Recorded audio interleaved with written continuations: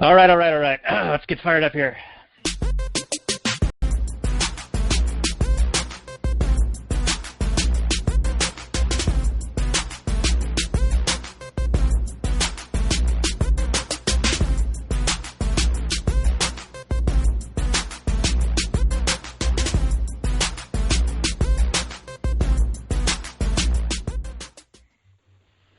Hello and welcome to yet another edition of the Read Rothbard Podcast. My name is Daniel, and with me, as always, is Robert Johnson. Good morning, Robert.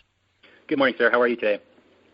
I'm doing well. We have been out of sorts lately. I had a recent business trip, and it threw everything off, and so we've been intending to get together on a podcast to talk about a couple of things, and we haven't had a chance, but here we are. And as always, we don't really have a plan. We're just going to go for it. We really don't know what we're doing. There's been a lot happening in the past week or so. It's coming up on the 4th of July. We could talk about the morality of revolutions. It's also talking about Brexit happened recently, which is the everyone knows United Kingdom leaving the European Union, and everybody's up in arms about that, talking about how everyone in England is a bunch of country bumpkin racist xenophobes.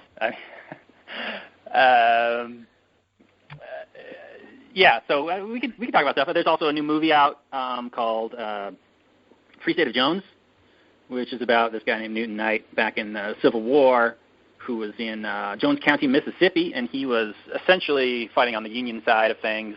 But there are some, I wouldn't call them Rothbardian means, but there are some interesting things that he did, sort of, in a way, maybe, that we could talk about. All right, this is getting painful. Yeah, it's gonna be. This is gonna be brutal. Pulling teeth on. All right, so we got Brexit, we got that movie. Got anything else that we want to get on, and then we can just start piling through them? Well, I mean, there's the letter about Muhammad Ali. I mean, there's talk about him being complaining that he is a draft dodger and how that is somehow bad. I would like to talk about. That would be good. Also today, Obama came out and said, this is how many people we murdered with drones outside of war zones. And he doesn't know the exact number. He's estimating between 64 and 116, and that he actually murdered over or about 2,500 members of, quote, terrorist groups. And they're talking about how fantastic that is. So that's something we could talk about. All right, let's do it. So first on the agenda was the, 4th of July, right? Sure. All right, so it's kind of funny once you've kind of crossed over to our way of thinking to watch all these people celebrate something called Independence Day when they're so much more limited in so many more ways than they ever have been, like this ever-increasing burden of regulations and taxes. And for the people today to consider themselves independent and free and be rah-rah America, blowing up shit and wearing the red, white, and blue on a hot day, it's kind of hard to stomach. It's hard to watch for me personally. What do you think on that? Yeah, I mean, as a younger man, I used to enjoy lighting fireworks. You know, I like blowing things up as a young man. Sure, that's fun. I don't know if I was ever super patriotic. You know, when I watch movies and I watch people, they'll like have some scene of some kids in a classroom and they'll be saying the Pledge of Allegiance. It's always really hard to watch because it's just that state indoctrination these days. But my current mindset. Well, and the 4th of July is. Go ahead. Oh, sorry. I was going to say every word of it is all about, pledging your fealty to the authoritarians. Right. So it's really hard to listen to, and to know that it's being said in every classroom across the country every day is just pretty brutal to think about, to even contemplate, let alone to have done it myself hundreds and hundreds and hundreds of times, probably thousands of times. And to know that most of those people won't ever break their indoctrination is a really sad thought. But yeah, the 4th of July is just further continuation on that propaganda. Tell you that you're free. Yeah, celebrating our independence. I mean, when all we really did was trade one group of warlords for another.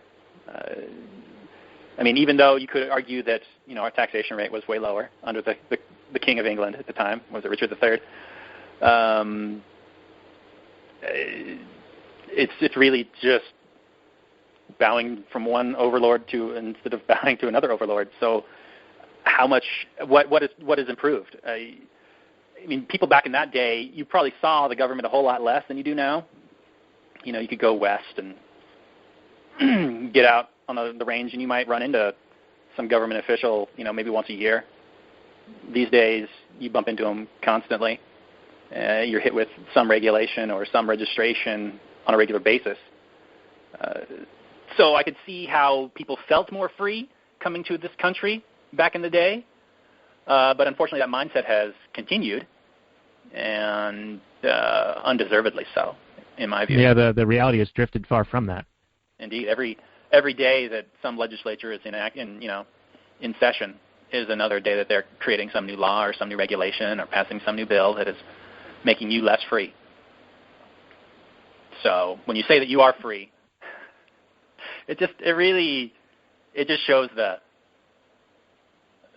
dichotomy. What is that? What's the word? On the cognitive dissonance, that you're holding these two things to be true at the same time, and you're not even close. Yeah, you're proclaiming you're free as your chains get tighter and tighter. Indeed. Yeah.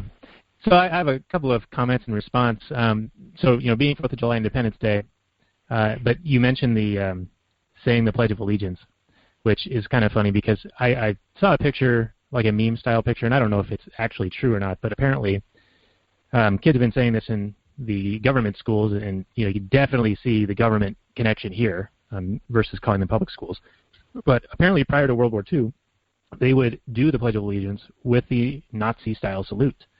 And it was only in, you know, revulsion of the German menace that they did the hands over the heart thing. Really? That's something I didn't know. Yeah, I don't know if it's true, and, you know, I may be speculating a bit because it is, you know, the whole social media world runs on these meme-based argumentation, you know. Yeah. But I do have some info from an email from Tom Woods. He's a great Austrian economist and libertarian thinker, and he talks about the 4th of July. So I'm kind of shifting back away from Pledge of Allegiance to the 4th of July. And, you know, we're kind of told, he says, that it was all about no taxation without representation. But what he mentions is there was actually no legislation without representation. Like, the colonists were governed by colonial legislatures, but they were appointed by England. And so they didn't have any say in the rules that were imposed upon them. And that kind of is a nice segue into Brexit, because oddly enough, those same English, 200, 300 years later now, just recently voted to remove themselves from a somewhat similar situation where diktats and edicts from the EU, through people that were elected not through democratic means in the UK, were imposing rules and legislation upon the people in the UK. And that was just one of the many reasons why, you know, that whole marriage of the European Union was kind of doomed to begin with, let alone the fact that there are so many diverse cultures and peoples and customs all throughout the continent, and to try to treat them all the same and have them conform to the same rules. And there were many, many rules. I mean, like, the U.S. gets, you know, 5,000 pages a day of new rules. I think that there were even more in the EU. So that's my intro segue into the Brexit. What do you got on that one there, Robert? Oh, well, just the complaints from, you know, social media and the media in general, talking about how this is a victory for xenophobia, and that the ignorant voters don't know what they're getting and don't understand the ramifications of all the negatives that are going to happen. They're seeing it as people who just want to not work together with all these other people, right? They see them as, like, you know, xenophobic, like you don't want to have to work with outsiders and that sort of thing. You don't want to work together as a group for the common good. You're being an isolationist. When I would argue that decentralization is always good, and that you are talking about somebody who doesn't want to hang out with another person. You have no obligation to have to do that. If you want to break a contract, you can. If you don't want to hang out with somebody, you can. So these people that are complaining about, you know, hey, the vote didn't go our way. Well, you're always happy with democracy when it goes your way. But when it doesn't go your way, you're upset and you complain about the majority of people being stupid, or xenophobic or a pack of hicks or what have you. I would argue that democracy itself is immoral and horrific, and it's always bad, but it's funny that people always want to have their cake and eat it too. So when the vote goes their way, yay, democracy. When the vote goes the other way, they're like, oh, these people are so dumb. Everybody else besides me, so stupid. They should have voted the other way because I'm smart. And yeah, so can we do a revote? Can we do it over again now? Yeah, they're calling for a redo. And, yeah. So it's just disappointing. But, all social media is really disappointing for people of our mindset. Yeah, it's certainly hard to go on to the Statebook Facebook. I do it to try to promote the Read Rothbard site a little bit, and which is really swimming against the tide there. You are going you're in the wrong place, really. I mean, you've got a bunch of people that are the exact opposite viewpoint, so it's hard for you to really get traction there, isn't it? Yeah, it's exceedingly difficult. I mean, despite the growth of libertarian and Austrian style thinking in the past, 20, 30 years, it's still such a very small percentage of the population. And so even though it's growing, there's this crushing weight of virtue signaling, PC, surface level approaches to problems, and sign the petition for this and share that and like this to somehow affect change in the world through government action. That seems to be the only thing that these people can think of, that you got to use government to make things happen. And if people disagree with you, they need to be silenced or shut down. And if people don't want to follow the rules or the edicts or the laws that come down, then they need to be punished. Yeah, I don't know how you do it. You're always sending me some Facebook thing, and it's always really hard to look at. Yeah, I really need to stop looking at it, but it is a barometer for what we're up against, And that might be a nice segue. I understand that we actually do have at least one listener, and that we did receive a little bit of feedback. And honestly, we were kind of asking for feedback in the last episode. I think I put a little mailbox on the cover and said, "Send us your hate mail." So, you want to share any of the feedback that we got? Well, we could talk about it a little bit. I just want to reiterate what this show is as far as I'm concerned. I mean, it could be, I don't know what it is as far as you're concerned, but for me, this is two guys just chatting about our opinions about whatever. This is not a news show. This isn't us necessarily doing a whole bunch of research and having a bunch of fact checkers and having some whole production behind this. This is two guys getting together and chatting about the news and issues and whatnot that we find interesting. And, if people like to hear that, great. If they are also interested in this, fantastic. And you're not too annoyed by my voice, and you're not too, offended, then fantastic. But we're not a news reporting show. I wouldn't hold us up to the same standards as I don't know. I can't think of a really good, reputable news source. I was going to say New York Times, but then I was like, no. I mean, I can't. Can you think of one? It's like, okay, I'll just say a reputable news source because I don't know if one really exists.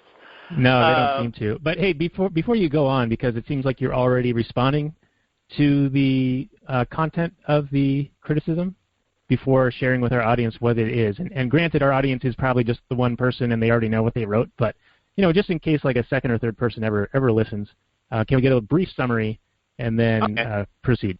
Okay, so the criticism, and I welcome all criticism. Let me put it this way. I welcome any and all criticism. I think it's fantastic. Just because I disagree with it, I don't care.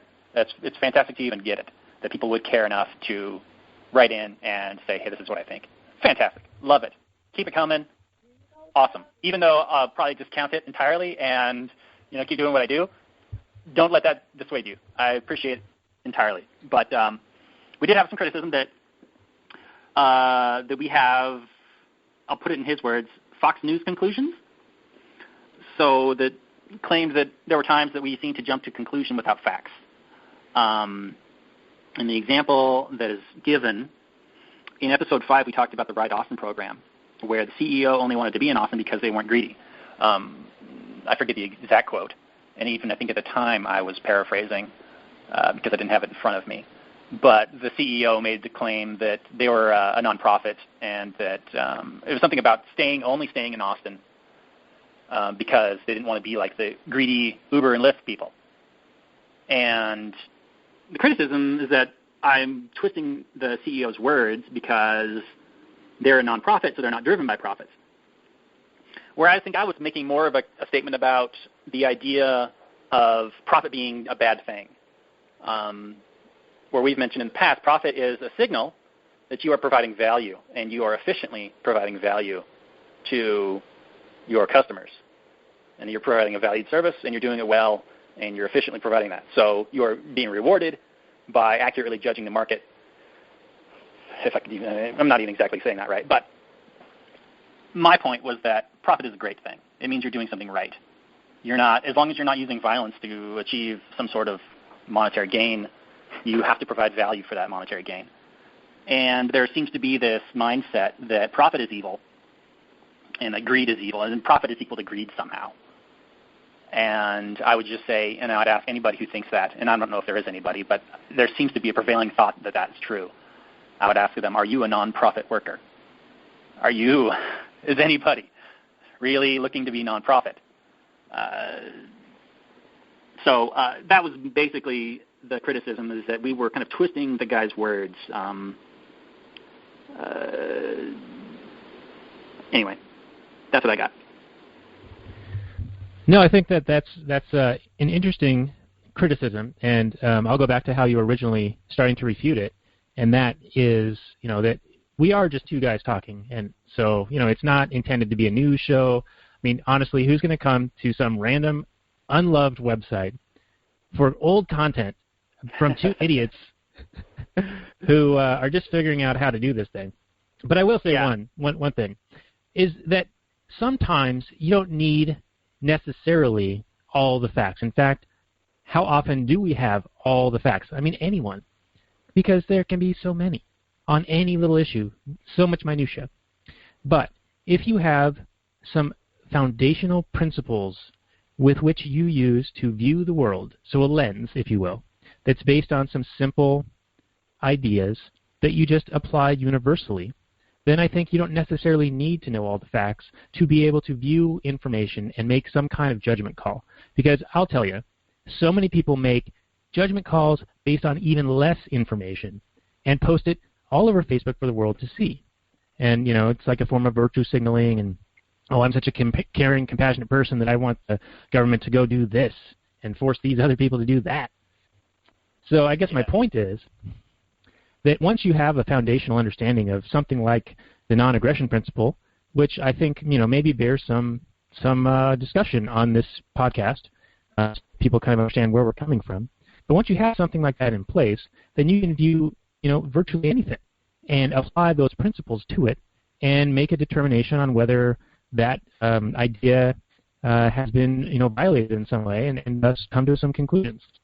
For example, this guy claiming that, he wants to be in Austin because Uber and Lyft have been kicked out or have left because, onerous regulations, and he happens to be a nonprofit, and that is also in a way, in my opinion, a virtue signaling thing to say that, because he's there because there's an opportunity, because the alternatives have been banned or removed or a hurdle has been placed in front of them. So he's there, and I'm sure he's there not to do it for free. It's not like they're going to provide ride-sharing services and not charge something. So in what way is he nonprofit? And I'll end my rant there. You pick it up. No, I'm just going to follow up on this, the idea that he's nonprofit. I mean, I think, doesn't that mean whether they funnel all actual profits back into something, or do they actually keep their prices at a certain point just to provide operational costs? Yeah, I don't know. I mean, with the status world kind of enveloping everything, a nonprofit can mean many things. It can mean like that all money that comes in beyond costs and expenses for things is put back into research and development for improving products. It's a way of reducing your tax burden. But I think what this guy intends is to say that they don't keep any of the money. So some nonprofits will say, well, anything that is considered a profit, we send to a charity. Like you're familiar with the grocery products by Paul Newman, the Newman's Own. Sure. So they say any or some percentage of the profits goes to various charities or whatever. But and I'll be frank, I don't know what this guy means when he says nonprofit. I think he means nonprofit is a buzzword that people will appreciate because I'm virtue signaling and I want people to think I'm great. That's what I think he means by nonprofit. And like we say, that's your opinion, and my opinions are my opinions, and we could be wrong, but that doesn't make our opinions any less valid. We're going off the information we have. And that's what the show is. It's the two guys talking, and you're going to hear our opinions about it. So it is what it is. Yeah, but we happen to have, at least a foundational understanding of the non-aggression principle and Austrian economics. I'm not saying we're experts in anything, but we know enough to be dangerous, and we know enough to take information in and apply these principles and make a determination on what we think is, something that is in line with a morality, or not.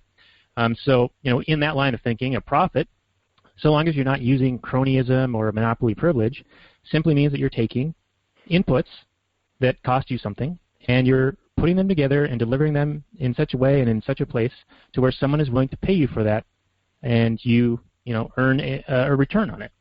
Now, in a free market, anyone can do that. So let's say you come up with an idea, and it's very profitable. Well, guess what? Joe and John and Jane and everyone else down the street is going to see you do that, and anyone who has some entrepreneurial spunk is going to come in and offer an alternative for a slightly better service or slightly cheaper or whatever it is, and it's going to continue on and on until the customers are serviced in the best possible way at the lowest possible price. And that will, of course, drive profits down. Like the highest profits are always in areas that are new, right? Like if something is a new idea and not many people are competing for it, or something along those lines, then there's going to be high profits. But that's going to draw in more entrepreneurs who are going to see that, and they're going to come in and compete. So that's all profit is. It's a signal. It's a market signal. Right, and you've got Uber who have, and all this sharing market that are having these big gains right now. I mean, Airbnb is being valued at like $30 billion. Uber's valued at like $65 billion or whatever it was, $63 billion. And they're seeing massive growth throughout the world, huge growth. I mean, the Saudis gave them a bunch of billions, invested a bunch of money in there, and there's a whole bunch of discussion about what that means and whatnot. But you're seeing all these competing firms popping up around the world doing the exact same thing. And there's a competition going on, and that's fantastic. You've got a service in India, you got a service in China that Uber's competing with, and you can only expect service to improve as time goes on, as the market innovates, as these people compete against each other. And to decry people being serviced, for service to go up and service to be great is so weird to me. I know people want their new services to be safe. Well, that's a market force. If a service is safe or not, that's completely going to influence whether or not you use that service. And that, in turn, is going to provide a market signal to the service provider to perhaps increase the safety of their service. You don't need some sort of violent government regulation to come in and say you have to do X, Y, and Z. You have to fingerprint your people. Perhaps having a fingerprinted driver force could be a marketing tool for a competing service. And they would naturally do that anyway if that's a thing that customers value. So there's this call for all these new services to be regulated and to be stifled and stymied and to be held to the same laws that current laws that were written for, like the taxi industry in the previous I smell decades. a segue coming on. I smell a segue. You got the segue? Oh, you do it. Just take over right now. Jump in with that segue. That's not an actual segue. Well, I'm just going to throw in that you sent me an article from the Chicago Tribune about a woman who says why I won't use Uber or Lyft, and it sort of ties into what you're talking about. So why don't you just kind of introduce that article and then continue on with your rant, sir? All right, I'll continue on with my rant. So the Chicago Tribune, Friday, let's see, when was this written? June 27th, by a lady named Laura Weber, W-E-B-E-R. Yeah, it's titled Why I Won't Use Uber or Lyft. And she talks about, she makes some decent points about it being good. I mean, she seems to be for it. She claims to be a white woman who lives and works north of the Loop, so she has never had the problem of being denied a ride because of how she looked or where she needed to go. And she appreciates that Uber and Lyft and other service providers are making it easier for people to get around the city and to earn some money. But she says she sees trouble down the road for any city that falls too quickly for the ride-sharing economy promise. So until Chicago evens out the playing field for all ride-for-hire businesses, when she says that, until they even out the playing field for all ride-for-hire businesses, so she's saying that the law needs to be applied equally to anybody who's giving anybody a ride. That all needs to fall under some sort of regulation and some sort of law so that it's a violently enforced safety of some kind. She's not going to take a cab until Uber and Lyft and every other ride-sharing service, anybody giving anybody a ride, is governmentally regulated. Anyway, so she goes on to talk about how parents and friends like Uber because it's safer for their kids, and the GPS systems built into the Uber and Lyft apps track every ride in real time. And she doesn't mention it, but also the drivers and the riders are both rated, so you can see what other people have thought of this particular driver or rider. Then she goes on to complain kind of about how it's basically a technology-assisted taxi dispatcher. I don't see the issue there. That's just fine to call it that. It's basically what it is, except each person individually is the taxi driver, not like some sort of company here and there, I suppose you could say. She is saying that the medallion system is backward, that they're not. You don't need to regulate them that much. But then she goes on and says that she doesn't believe that Uber and Lyft are creating jobs, and I'd like to wonder what her definition of a job is. In my definition, a job is two people voluntarily agreeing to exchange money in exchange for goods and services. So in that sense, you're paying for a ride somewhere. So that person is a professional driver that is picking up a fare and driving it somewhere. That is a job. But she seems to be thinking that in order to have a job, you have to go along with being declared by some government to be a employee. And with that status goes along some forced benefits, such as she calls it, job protection, job security, and benefits, that sort of thing, which, I mean, the market provides that stuff because of forced government regulations. And you've gone in to talk about that better than I ever can. She also talked about how Uber and Lyft drivers are on a dead-end road because there's no real room for advancement. And I don't see the issue there. That's a market force also. If you feel like you're wasting your time driving for Uber or Lyft, you're not going to do it. If you have a better option, do it. But we're talking about a service that has existed for, 6 years now? 6 years ago, you couldn't do this at all. You didn't have that option. Now you have an option to drive if you want to. If you want spare money, if you want to share your car ride when you're driving somewhere, now it's really easy to do that. To complain about how this isn't a lifetime career is really whining about apples not being oranges. And then she also talks about how risky it could be because you're driving your own car and you have to pay for your own gas and upkeep and maintenance. And sure, life is a risk. All jobs are risk. And everybody will assess that risk themselves. We don't need some government to come along and declare some potential way to make money as too risky or not risky enough or what have you. It's up to each individual for themselves to judge whether this is going to work for me or not. And it's no business of anybody else to decide for me. So she goes on to say that she's glad that other people can get rides when they need one, but that she won't. And the comments are pretty good. They go on to talk about how they'll continue to use Uber, and they're happy that she can get a ride whenever she wants and that she happens to be fairly wealthy, and good for her. But and she's not calling for, massive regulation to kick out Uber, which is kind of refreshing.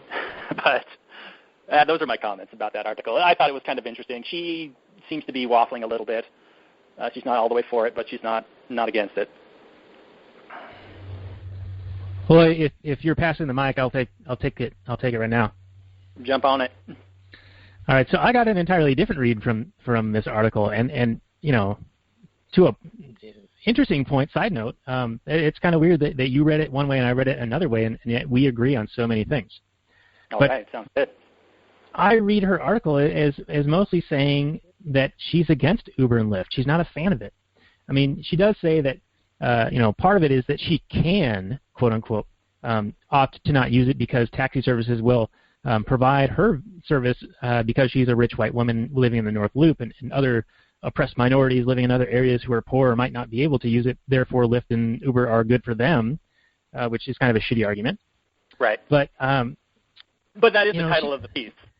It is the title, so I will use her own argument. Right. Okay, go ahead. But, all of her little subheadings are, I don't buy the Uber is safer argument. I see red flags on those rideshare cars. I don't believe Uber and Lyft are creating jobs. Uber and Lyft drivers are on a dead-end road. It can be risky investment for drivers. Like, all of her whole point is, like, fuck Uber and fuck Lyft. Though she doesn't want the government to do it, she wants, like, to sway public opinion to not, use it, unless you're poor and minority, and then it's okay. Because, taxi drivers aren't going to give you the fucking time of day, right? Right. Which is what she's saying.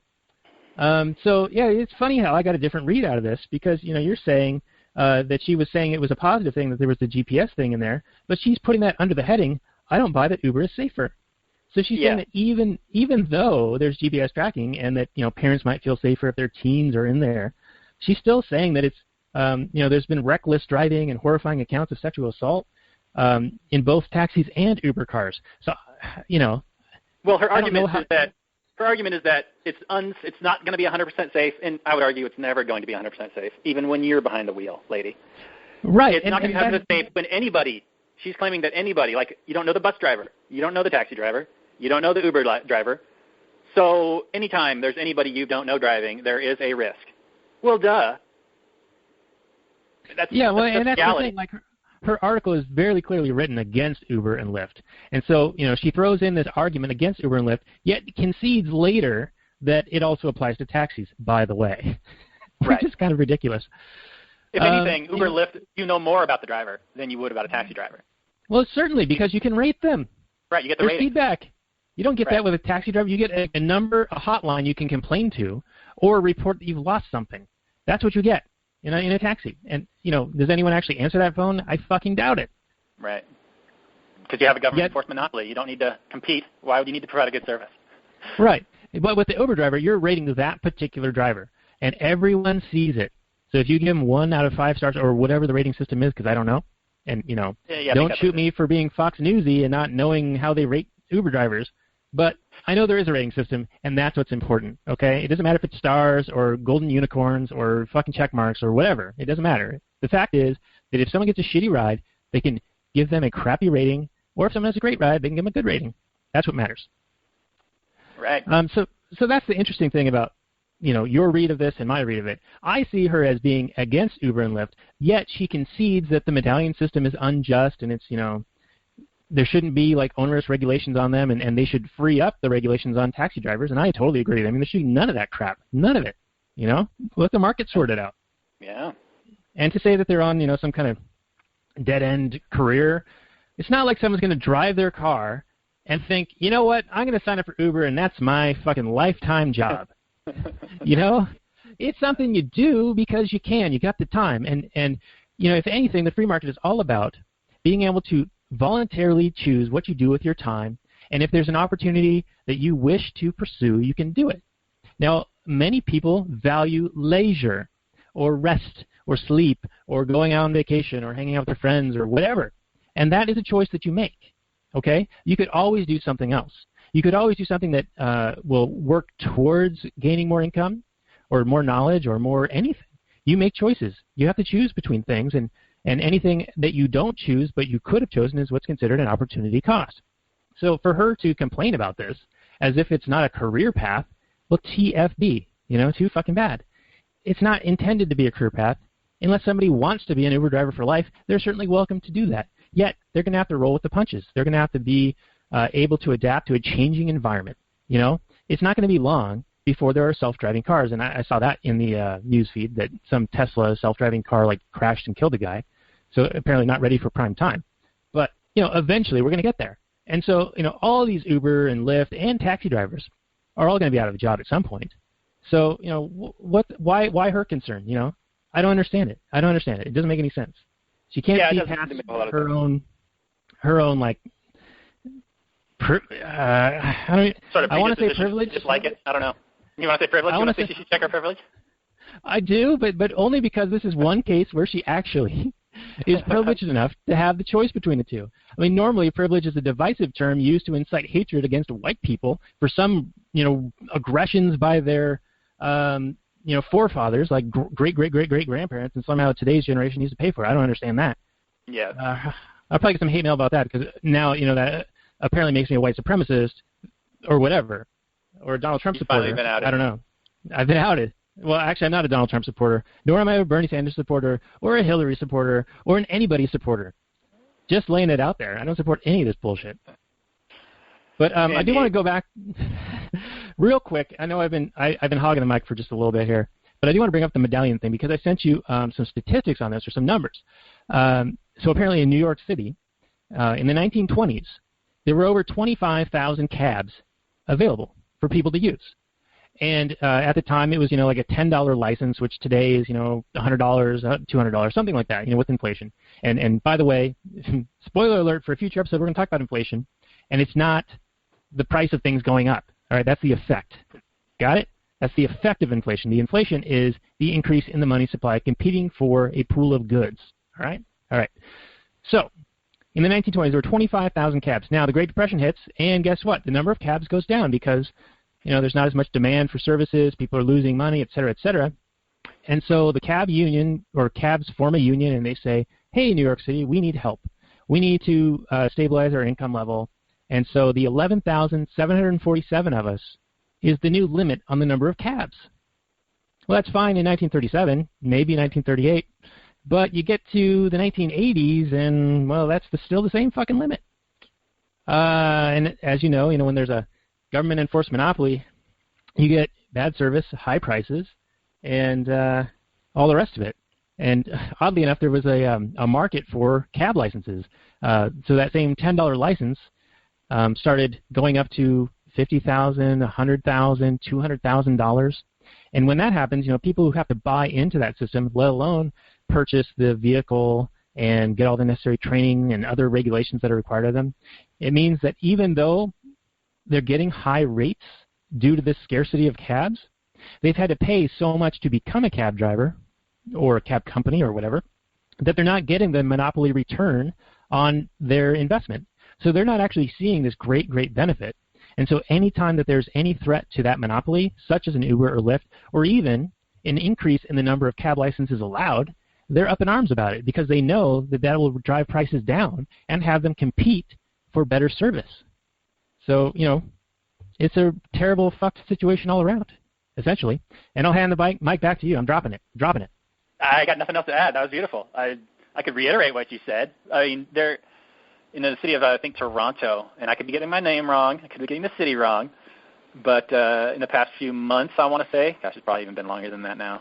But yeah, the taxi unions got together and they were protesting Uber, and they actually threatened, I don't think they ever did, but they threatened to blockade the city if there weren't new regulations enforced upon Uber or Lyft or anything like that, which I would just like to reiterate.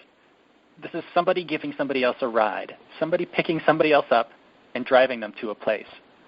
If you really think that action needs to have some sort of government oversight, needs to have some sort of regulator sticking their nose in, charging extra fees for anybody that wants to give anybody else a ride, I would like to know your principled argument. I don't want to hear your pragmatic argument that XYZ number is affecting XYZ people and that sort of thing. Don't want to hear it. I'm not interested. I want to hear a principled argument as to why that should be, because I don't think there is one. No, I'll agree. There is not one. Everything is pragmatic to folks who view these things. We were saying in the pre-show, so not you listener or two or three now, possibly. Didn't hear that part, but we were saying how often that people will view things in almost a vacuum, and they'll compartmentalize and not relate them to each other, which is antithetical to our way of thinking. Our way of thinking is you take some principles and you apply them in every situation. And you look beyond the surface level, you look deeper to see what effects it has downstream. And so that's my little mini rant on methodology. Got kind of lost my train of thought there. You want to pick That's up? Right. Yeah. So the beauty of the principled argument, and I think it maybe people stumble upon it, is because it's so simple. And it seems like, well, that's just too simple. The world is more complex. You're living in some sort of ideal fantasy world where you think that, hey, attacking people is wrong is enough to get you through life. You need to learn all these other numbers and figures and crap like that.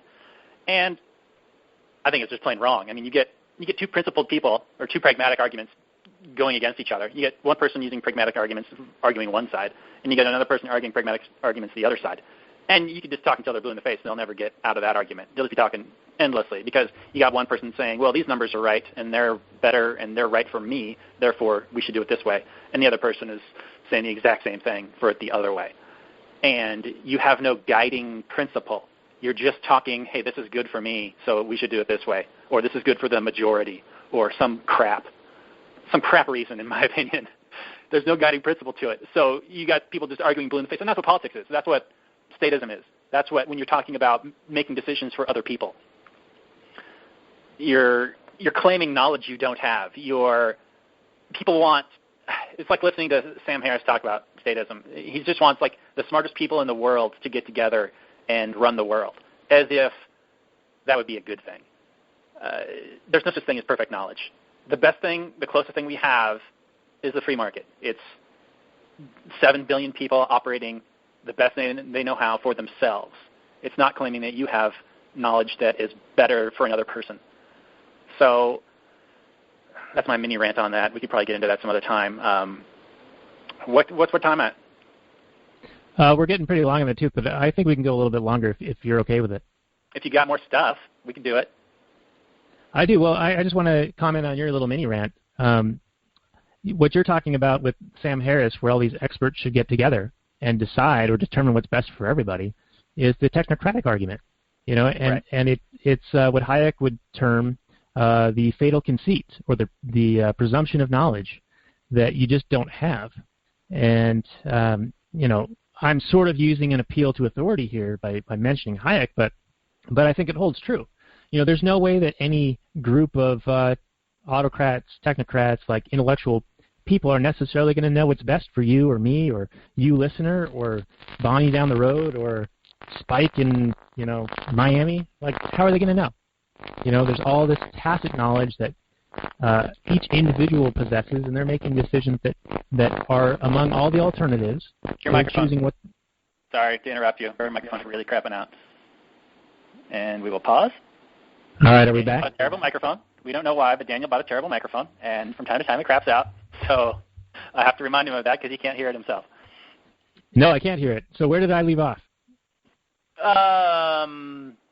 From time to we were talking about technocratics, perfect knowledge not existing. You're mentioning Hayek. Did I get to the appeal to authority bit? You just passed that. All right. Well, you're getting a little bit behind the scenes here, folks. When my microphone goes out and I'm on some rant, I'm not sure exactly where I left off.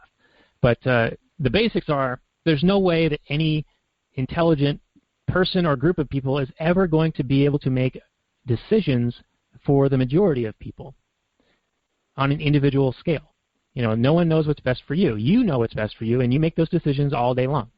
That's what economics is. It's the study of human action. It's not what you say in a survey. It's not some statistic. It's what you actually choose among all the alternatives.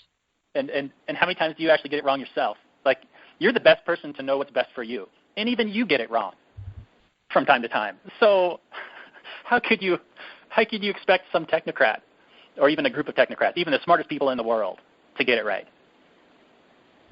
Yeah, exactly. And it's sort of like that whole climate thing where they say, well, the consensus of argument or scientists is blah, blah, blah, and that's their argument. Well, there was a time when the consensus said that slavery was okay, or the consensus said that smoking was fine. The consensus doesn't mean shit. It's democracy as well. And as we've stated before, democracy is not great. It is, as Hans Hermann Hoppe would say, the god that failed. It's the thing that is revered, yet fails more often than not. Mob rule. So as we are getting a little bit long in the show, do you want to bring up any more topics? You had teased the audience with this movie that you wanted to mention, so maybe we can shoot through that a little bit, and then the Ali editorial letter, and then we can wrap things up. All right. Well, All right, so yeah, the Free State of Jones stars Matthew McConaughey. Is released a couple days ago, and it's about this real human being named Newton Knight who lived back in Jones County, Mississippi, during the Civil War. He was a Unionist who fought on, basically led a rebel group in the largely Confederate-held land of Mississippi, Jonestown, Mississippi. I don't know how the movie goes, but in the Wikipedia article, which I'm browsing, talks about a few of the points would be interested to us, namely that he led a group of about 125 people who harried tax collectors and other Confederate officers to the point at which tax collection became all but impossible at that time. So being against theft, but also being against murder, we could discuss that. And then also the idea that he was a unionist, i.e. a forced associationist. So that is also of interest to us. Do you have any comments there, Daniel? Yeah, a couple of things, and I'll try to go through this quickly. I don't know if we'll actually be able to touch on the unionist forced association, because that's a bit of a nuanced argument now that I think about it, and people are going to consider us Confederate sympathizers, longing for slavery, etc., and we're definitely not that. I just want to reiterate, we are not for slavery on any level. Well, that would be forced association. Well, that would be, but because we're decrying the union, we would be labeled racist. I see what you're saying. But yeah, let's go to that the argument of, is it okay to defend yourself from being taxed, right? Or the tax collectors, because you were saying that he was fighting against tax collectors in what would be like a Robin Hood style, right? Because that's what the whole point of Robin Hood was. Right. Yeah, because Robin Hood wasn't stealing from the rich; he was stealing from the tax collectors, who were stealing from everybody. Right. So that's a tough argument to make. Simply because the overwhelming force against you, I think. I mean, certainly you have the moral high ground in not being stolen from, but I think it's challenging when it's an apparatus that escalates the situation. And I'm not saying that you should, retaliate in any way against anyone who overpowers you. What? And I don't want to... let me rephrase that. I don't want to say that when you're overwhelmingly outgunned by a monolithical state apparatus that you stand a chance against, that you should not resist. Are you arguing for resistance or against resistance here, Daniel? I'm arguing for self-preservation. So you're saying I will go along to get along as long as me getting along means me surviving. All right. See, this is why this is a very difficult... a pragmatic argument here. This is a very difficult discussion. So, like Larkin talks about, when is it okay to shoot a cop? And that is a very controversial topic, because if you do resist a cop doing anything to you, the likelihood of you surviving that incident is extremely low. And even the idea of discussing it is challenging, because then you could potentially be viewed as like instigating something along those lines. So I want to be very careful what I'm saying. What I'm saying is that even if you have the moral right to defend yourself from being stolen from, if you are so outgunned that the 99% likelihood is that your resistance will result in your death, it's probably not in your best interest to do that. That's my point. Right, because the cost of violence when it's spread out over a massive population is actually very low. The cost of violence for you is very high to defend yourself in that situation. Yeah, so I hope I redeemed myself with that last-ditch save. You're still making a fairly pragmatic argument there, saying that in order to potentially save your own life. But it's probably the best pragmatic argument you can make. It's not necessarily. Yeah, I mean, being wholly principled all the time would result in your untimely death.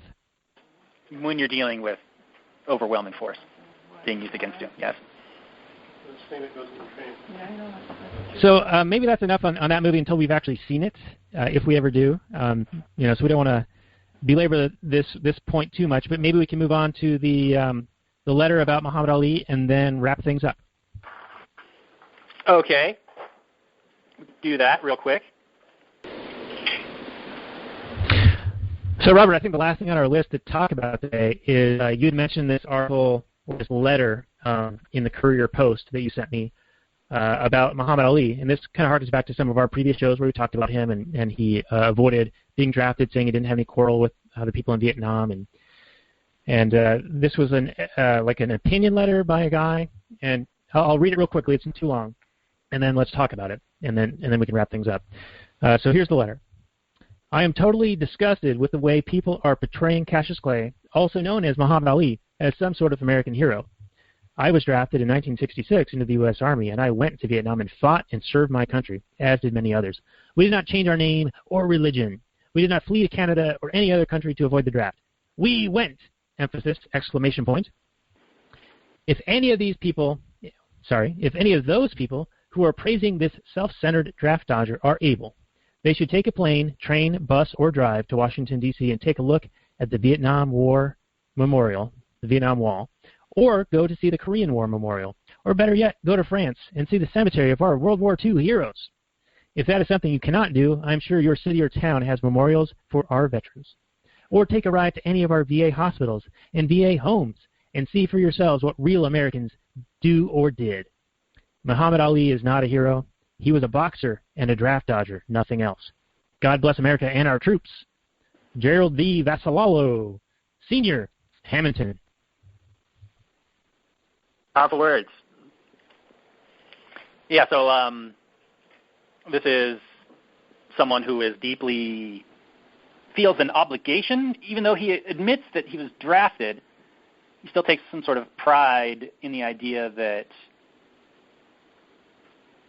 he fought anyway, and that since someone was also drafted and didn't go, that person should be vilified in some way.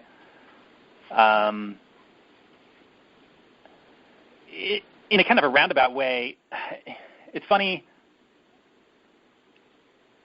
It's always glorified, and what it is murder. So in a way, you are claiming the moral high ground for killing, and that is antithetical to what we're about. We've talked in the past about the efficacy of war and who it really serves. The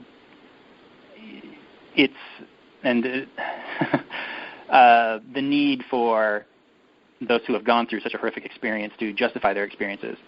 And I have all the sympathies in the world for those people. But to, on the one hand, claim moral superiority and to decry another person for not doing it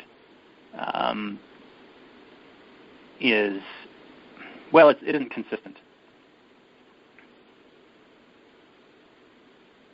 Daniel?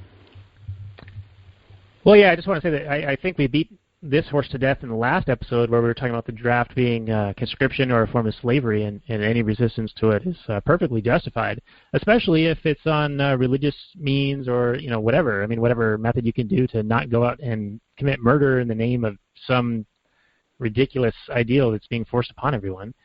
This guy obviously has very strong emotional feelings about this particular topic because he went, and the thought of anyone going out of line with what his government asked him to do obviously makes him very, very bothered. I am heartened by the responses that this man has received in the conversation or the comments. There's another Vietnam veteran who says that he was also there, but he's not proud at all of what his country did, killing 3 million Vietnamese people, destroying an ancient and venerated city, and using Agent Orange to destroy all the agriculture, et cetera, et cetera. Another person who went there actually sees through it, and that's heartening and interesting to see. This whole idea is kind of similar to that guy who wanted to get in a physical altercation with me because I said that it'd be better off for people to be able to choose what they can do for themselves, which is certainly consistent with a moral philosophy. I don't understand, why this guy thinks that it's certainly okay or venerable to be told you must go somewhere to go shoot someone and that you can't complain about it or try to avoid it. That doesn't make any sense to me. Indeed. Yeah, it's wholly inconsistent, but it is an emotional justification for what he had to go through. And in one way I understand the mindset, but at the same time it's like I said, it's inconsistent and it's bizarre. Well, that certainly seems to be the way of the thinking of most statists is being inconsistent, being in that compartmentalized view things in a vacuum, where if they were to put those two things together, they would certainly be exposed to, if not see, the inconsistency in their argument. Right. An example, real quick, would be conservatives are against abortion, which they consider killing innocent lives, but they're perfectly fine with military aggression, killing innocent lives. And the left is conversely, wanting to keep the government out of the bedroom, but involved in every other aspect of your life. So, all of these virtue signaling opinions in their individual units, if you ever put them together and try to, piece the puzzle together, you'll see how inconsistent all of this thought is by these people. And it's without having some sound principled arguments that you end up in a place like that. So if you have any final comment, then we can wrap the show up, Robert. No, I just want to thank everybody for tuning in. This is fantastic. We probably retreaded some old ground, but we'll be doing that again and again as we pound these arguments, hopefully, into the minds of our listeners. I don't really want to pound them into you. Don't want to indoctrinate. Hopefully they start making some sense, though. Again, we're using it's very simple view of the world, and I know it's criticized for being too simple, but it brings everything into focus, and it gives you a perspective on things where you otherwise might not, and it also happens to be completely moral. Well said, Robert, and I agree. I think that perhaps we should take the time in a future episode to not only spell out those principles that we sort of alluded to, and we mentioned the non-aggression principle today, but maybe go through a progression of what those arguments are and how they can be applied to situations. Maybe go through our own journey, if you will, because that might be helpful for people to understand. Because we were both fairly left-leaning in the past, very compassionate seeming, or feeling like we were being compassionate. Right. You certainly get a lot of social approval from that way of thinking, as horrific as it is from viewing from another angle. Yes. Yeah, that'd be good. I think that'd be good to walk people through it. Start off with self-ownership and how that's essentially irrefutable. Now, in fact, irrefutable. It doesn't make any sense to try to refute it. If you attempt to refute it, you are demonstrating it. Right. So, and how everything flows from that, and how things are immoral because it violates that. There's a reason why things are moral or not, and it's very clear-cut. You can argue the finer points if you want, and there are plenty of interesting situations and things to talk about, but at least you must recognize that there is a point at which things become moral and immoral. Yeah, and I think it starts with initiating violence or not, honestly. Right. So, yeah, that'd be good to talk about in future episodes, for sure. All right. Well, thank you guys again for listening. This has been the Read Rothbard Podcast, one of the most rambling podcasts we've had to date. We do have the website, readrothbard.com. We've got all sorts of lectures, books, articles, and this podcast available. We're adding new content all the time. We do have the Facebook group at facebook.com/readrothbardclubs. Feel free to join us there. We still have the Pebble watch face available of the logo of our show. And please do check us out again, become friends, like us, or whatever the fuck you do on Facebook. I don't even know. But that's the only the only social media that we're really a part of. Do you think we need to be a part of anything else there, Robert?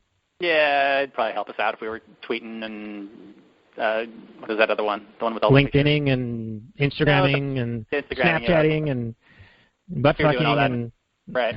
Probably be useful. But I really just have no compunction to doing that. I don't know.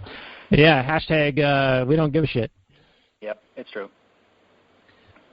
All right, well, hey, before we wrap up, I know this has been the longest wrap-up ever, but we have been talking about your book in the endings of our other shows, so let's do that before we sign off. Okay, so Kit Tamarack, Wizard for Hire, it should be coming out towards the end of the year. I've been doing all the promotional artwork lately, and it's really coming along. I'm really happy with it. I haven't quite decided all the bonuses and the tiers of the Kickstarter that's going to be happening. Probably some T-shirts, bookmark, maybe poster, don't know. But that's all looking really, really nice, and I'm excited for people to see it. All right, well, thank you for that, and ramble. Bye-bye, folks. Take care, everybody.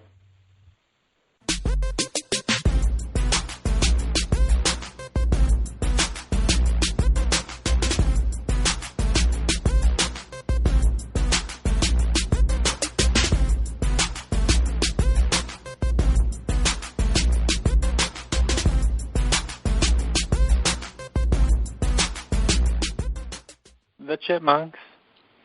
CHIPMUNK. We're the Chipmunks. Guaranteed to brighten your day. Do do do do do do do do do do do.